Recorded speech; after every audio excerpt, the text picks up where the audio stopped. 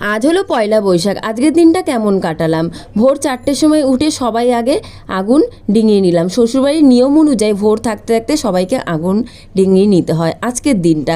কালকে তো কাঁচা হলুদ আর নিম পাতা বেটে রেখেছিলাম, ওইটাই কাজবাজ সেরে নিয়ে চান করার আগে মেখে নিলাম। তারপর নতুন নাইটি পরে চলে এলাম উপরে এসে তো পুজো দিতে হবে, তার আগে আমি গাছগুলোর একটু যত্ন করে নিলাম। গাছের জলগুলো দিয়ে, গাছে বেশ কয়েকটা ফুল ফুটেছে, ওইগুলো তুলে নিলাম।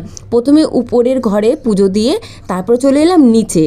আর এখন যাব মন্দিরে, পাশেই আমাদের মন্দির, তো ওখানে পুজো দিয়ে নেবো একটা ঘটি আর ধূপকাঠি নিয়ে চলে গেলাম। পাশে কল আছে, কল থেকে জল নিয়ে নেবো। তারপরে নতুন শাড়ি পরে চলে এলাম দোকানে আসার পর দোকানটা গুছিয়ে টুচিয়ে বেশ অনেকক্ষণ পর একটু খিদে পেয়ে গেছিলো, তো আমি পাশের দোকান থেকে চানা বাটোরা নিয়ে খেয়ে নিলাম। তারপর 12:30 যখনই বাজে তখন চলে এলাম বাড়িতে এসে আগে ছেলেকে নিম হলুদ মাখিয়ে চান করিয়ে নিলাম।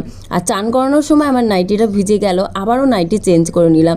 আর রান্নাবান্না তো বাকি আছে, তো তার আগে চলে এলাম উপরে এসে নতুন চাদরটা চেঞ্জ করে নিলাম, মানে নতুন চাদর পেতে নিলাম, কারণ সকালবেলা টাইম পাইনি। আর নতুন চাদর কেনা হয়েছে, আজকের দিনে পাতবো, সেটা হবে না, সেটা তো হতেই পারে না।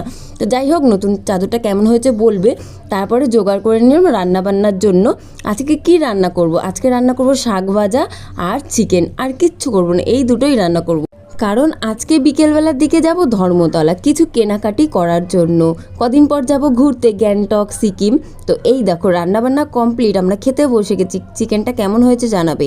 আমার বরমশাইয়ের আমি মেট্রো ধরে চলে এলাম ধর্মতলায় এসেই কেনাকাটি শুরু, অনেক কিছুই কিনেছি, শুধু ব্যাগটারির ভিডিও তোমাদের সঙ্গে শেয়ার করলাম। এরপরে কিন্তু দেখাবো কি কি কেনাকাটি করেছি, সব কিছু একদিন একটা ভিডিওতে তোমাদের সঙ্গে শেয়ার করবো। টাটা বন্ধুরা।